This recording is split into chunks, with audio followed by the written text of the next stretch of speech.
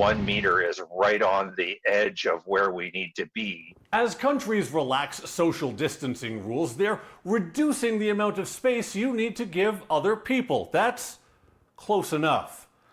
But how do social distancing recommendations measure up? Well, the science of space is clear when it comes to how far droplets will travel. We know that that distance is about 1 meter. The reason 2 meters was chosen was to give a margin of safety. The most recent relaxation comes from the UK as part of a plan to reopen pubs and restaurants. Where it is possible to keep 2 meters apart, people should.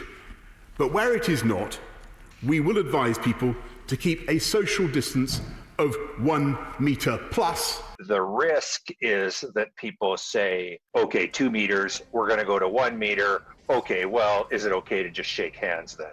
And the answer is no. Social media exploded into comments about the government throwing science out the window in favor of the economy. The right move is definitely not to pretend the virus doesn't exist. And the right move is also not to, full on lockdown and have no one leave their house under any circumstance. When they do that, let's just call it an experiment, the results of that experiment may be applicable to Canada. Canada is one of just a couple countries which still has a 2-meter rule.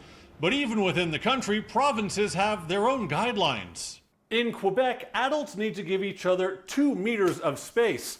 Kids only need 1 meter, and restaurants and indoor theaters fall in the middle at 1.5 meters. There are cultural reasons different countries or regions have different recommendations.